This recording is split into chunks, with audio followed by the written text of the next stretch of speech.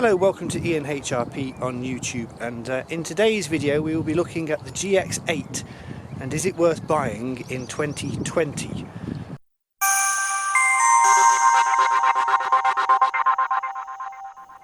Hello then, welcome along to today's video where we will be looking at the Panasonic GX8, currently fitted with the Panasonic 25mm f1.7 lens, which I'll do another video on in the near future.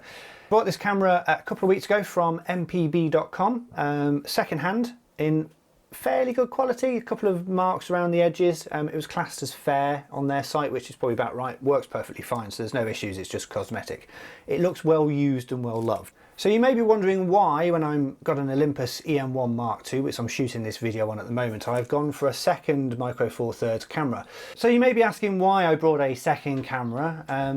One of the reasons is for the YouTube video, so I can go from my main camera here over to my second camera, which is now the Panasonic GX8, and we can record different angles. So I can flick between this one, and it's a really quick cutting technique to have a I'll stop. So yes, I am talking to you from the Panasonic GX8 at the moment. One of the strange features that they've decided to put into this camera is the fact that it has a 2.5mm microphone jack. Nearly every single standard microphone, so the lapel microphone I'm wearing, this little horseshoe microphone which I bought for this camera, have a 3.5mm jack, which doesn't fit. So you have to buy a 3.5 to 2.5mm converter for microphone. You would not believe how hard it is to find one that is actually microphone specific. Most of the ones you have are for headphones, which means they don't work with microphones. So in order to get this to fit into this camera, I have to buy a cheap, not even cheap actually, a quite expensive little converter, which is coming from China very slowly. So that's one of the disadvantages of the fact that it has a really odd connector. Not quite sure why they did that, but back in 2015, who knows? Do you know when I started this YouTube channel 10 years ago, doing two camera angle type of shoots was not something that I thought I would be doing. But now you've got to up your game. So we've got a main camera, second camera, studio lights back and front, there's one just down there, LED lighting, fancier backgrounds, all of this sort of stuff that you have to do when you're shooting YouTube videos that no one seems to watch.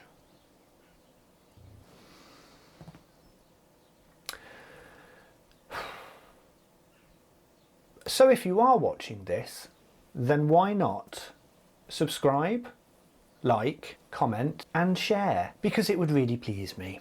I am now over 1,000 subscribers, so I am on 1,300-ish at the time of recording. So if we could get that up to 2,000, I'm not greedy, by the end of the year, then that would be brilliant. So I got this specifically for video content. It shoots 4K, 30 frames a second, and I'm hoping that when we can eventually get back to the motorsport track, I can use this to do motorsport video. So I got the 25mm lens as well, and along with that the cheap 45 to 150 Panasonic lens, which is a 4 to 5.6. So equivalent focal length on full frame, I'm not going to go through that argument, would be a 80 to 300mm lens in a tiny little compact space like that. I'll do a video on the two lenses separately for you. So yeah, I wanted to have a camera that would allow me to record video as well as the same time as using the EM1 Mark II for the photography side of it. Unfortunately, we're not able to get to the motorsport track anytime in the near future to practice this out, but I thought I'd buy it anyway. So let's have a quick look at the quality of the video you can get from this camera. This next short clip, a little musical montage, was all filmed on this with these two lenses. So let's flick over to that, then we'll come back and we'll discuss the specifications and how this camera fares in 2020 compared to when it was released in 2015. When we wake, hear the birds and see the sun. Side by side our fears are done. All the good times just begun.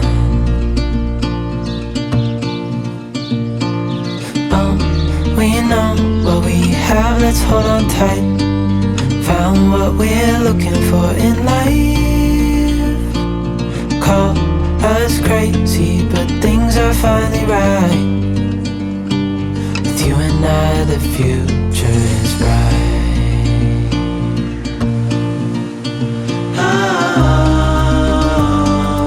You and I, we got it. We don't need no more. Even in the hard times, you and I can weather any storm. Before I sleep, hear the crickets sing. Side by side and through. No limit to what we can do. Oh, we know what we have, let's hold on tight. Found what we're looking for. So I hope you enjoyed that little musical montage. Bryn starred again, as ever. He always stars in videos. That's the dog, by the way, if you didn't figure that out. So let's have a look at some of the specs that you can get on this camera. So the specs on the Panasonic GX8, it's a 20.3 megapixel micro four thirds sensor, which was the largest megapixel sensor at the time of release. The standard was 16 megapixel, and it's not really gone above that. EM1 is a 20 megapixel, and even the brand, the EM1 Mark III, which is a brand new camera, is still 20 megapixel. I think that's probably about where it stops for micro four thirds. It's got the TruePic 7 image processor, ISO native 80 to 25,600. Never ever ever shoot at 25,600. I have no idea why they put that on there. You would just get noise beyond noise. Just wouldn't do it ever. Shutter speed is 60th to 1/16,000th, 10 frames per second continuous shooting, not bad at all. So video wise, you can get 4K at 30 and 24 frames a second. You can also do full HD at up to 50 frames a second as well. It comes with a tilting viewfinder, as you can see there, which does allow you to articulate it all the way around, so if you're doing face onto the camera you can see what you're shooting. It also comes with, which I actually quite like, almost like a rangefinder camera. It isn't weather sealed, it's not weatherproof at all, and the body only weight is 427 grams. It's a light camera. At the time of release in 2015, this camera would set you back around about £1,000, which is about $1,200 back in 2015. And I picked this up for just under £300 second hand. So you can get fairly decent, cheap versions of this camera. I have seen them knocking around at like £600–700 for second hand one. Don't do that. Have a look around. It's perfectly acceptable quality of this camera for just under £300. So battery wise, it uses the Panasonic, what is that? BLC12E. camera battery. It's a fairly small battery. It is only 1200 milliamp hours. They say it should get you around about 500 shots and probably about 60 minutes worth of 4K footage. It's running at about that, but I've picked up 2 extra batteries off Amazon. They're fairly cheap as well. The memory card slot fits in just by the battery on there. A single memory card slot.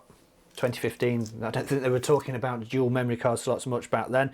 And then the other ports that you have on the side here, you have that very strange 2.5mm jack. You also have a AV out digital and a mini HDMI out as well if you want to use that. I have to say the grip, it's not the most comfortable in the world. It feels very much like the EM10 that I used to have. It's quite a shallow grip, so, and that's the where you put your strap if you wear a strap on. Not if you wear a strap on, that's just weird. Oh dear. It's a fairly nice compact camera. I do like the look of it. I like the silver effect on the version that I've got here. One of the annoying things is this little bit here where you put the your camera strap on. Does dig in, so when you're holding the grip there, it's just in the position where it just digs into your hand, which may be uncomfortable for some people. I mentioned strap on too many times. So let's look around the controls on the camera itself. So on the top dial there you have your different options for your shooting modes, so you can flick it between any of it. It does have 3 customizable modes you can select as well as panoramic, and then the art filters and the auto. I'll never touch those. One of the things I do like about this is the fact that you have the dial for your exposure compensation. It's really nice to have that. The Olympus EM1, you can set up a button for that, but to have a physical dial which gives you the actual indicators on there, I really like that as well. It's a nice little option. You have your on-off switch, you have your record button for your video, you also have a function button here. This is the shutter button, and then you have a dial here as well which you can control. Mine is set up to control the f-stop of the lens as well. Go over to this side. So here you have a nice physical switch. So you can go from your autofocus single and autofocus flexible to autofocus continuous and manual focus as well by the flick of a switch. That's really nice as well. It's I like that button there. It works well. You also have another function button, and you have your AF/AE lock button on there. And then the actual ones that you'll be using probably the most are these options on here. So let me just zoom in on them. So you have your Q menu, which is your quick menu button. You have your playback button if you want to view your photos. You have your display button, and then another function button and your back and delete button on there. And then you have this dial on here, which allows you to get to your menu, change your ISO, the white balance, so you can do the 4K shooting mode as well on there. And then that is your autofocus controls. So the back screen is a 1.04 million dot 3-inch panel, which is quite nice. It works fine. It's fairly bright. The colours are quite good as well. It's obviously not up to the standard of today's screens. I wouldn't expect it. It's a 5-year-old camera, so you know, you get what you pay for and what you buy, basically. So the quick, if you press the quick menu on whatever shooting mode you are in, it brings you up a really nice, easy to follow and easy to use different menu system, and it gets you all of the major controls that you will need, and also it is touch sensitive and it works really well. I much prefer the menu system of the Panasonic to the Olympus. I find the Olympus menus completely confusing even after having them for almost 3 years. My final thoughts then on the Panasonic GX8. I really need to use it properly for what I brought it for, which was my motorsport photography. As you can see back here, just a little point of interest, that particular photo here was just shortlisted for the World Sports Photography Awards. Mind blown on that one. So yeah, I need to use it for what I intended to buy it for, to really see if it's going to cope with the fast pace and the fast action, fast movement of the motorsport photography, or sorry, motorsport videography, which is what I bought it for. I hope this lens will be quick enough to keep up with it as well. But first of all, first impressions, I won't give you my final thoughts completely. It's a really nice little camera. It's a nice lightweight camera. It's not pocketable, basically, with the lens on. If you had one of the pancake lenses, you may be able to. But just as a walk round camera, if I just want to go, if I'm taking the dog for a walk, I'm going for a quick walk in the woods or countryside or something like that, then yeah, this is really nice. The photos that come out of it are actually fairly impressive. As you've seen earlier in the video, I'm quite happy with the results of the image quality. The focus is not as fast as I'm used to, but it is a 5-year-old camera, 6-year-old camera, so you've got to compensate for the fact that it's older technology. It's not a brand new camera with autofocus that is as fast as anything. But overall, I really like it, and for the money that I brought from it, if you do a search around, you can get decent quality versions of this camera for a fairly good price. One of the disadvantages is the fact that it doesn't have the in-body stabilization for the 4K video shooting. It goes up to only full HD, which is something I didn't realise until after I bought the camera. That could well be a major down point of this, because I like to shoot in 4K, particularly the motorsport. This is 4K. I like to shoot quite nearly everything in 4K if I can, just for the extra clarity and quality of the video. The 4K quality that does come out of this is really nice. It's very, very nice video, really crisp and clear. And then if you are shooting 4K, so this lens, for example, this has lens stabilization, that will still work. It's just the in-body and the dual stabilization that won't, which is disappointing. But I'll stick it on a monopod or a tripod. I think it's probably how I'm going to be using it. So I really like it. It's a really nice camera. I'm really happy I've brought it, but I really need to use it for what it was intended for my purposes. But this early review, yeah, I'm really happy. In conclusion then, yeah, I'm really happy I brought it. It's a nice camera to walk around with. It's a nice little package when you've got a smaller lens on there. It's nice and light, so it's not going to weigh you down. But I really need to use this in its intended purpose, or for what I brought it for, which was for the motorsport videography, which we're not going to be able to do until we're out of lockdown and we're back at the track. That might not be this year. That may well be next year. I will give judgment that I like this camera a lot. I like the pictures that come out of it. The 4K quality is good. As you've seen earlier on in the video, the actual image quality is very good indeed. But will I be keeping it? It depends on how it fares at the track.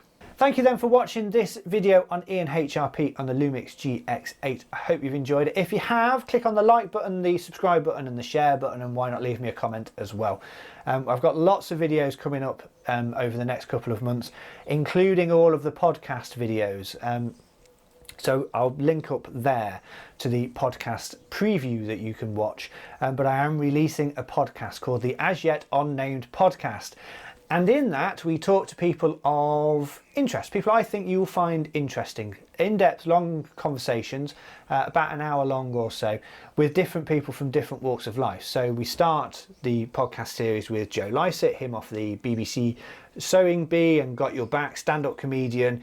I've known Joe for a while, so that was a really good conversation. But we also have a lot of interesting people as well. So we've got Lucas McFarlane, the dancer. We've got a winner of Britain's Got Talent. We've got some brilliant photographers coming up in the next couple of weeks as well.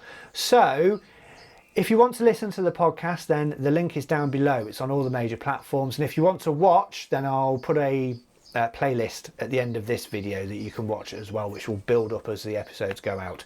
I've got about 8 episodes so far recorded, so we've got it for at least the next 8 weeks. So I hope you're going to enjoy watching that, and all the details are down below. Thank you. Until the next video on Ian HRP, thank you very much for watching. Until the next video, bye for now.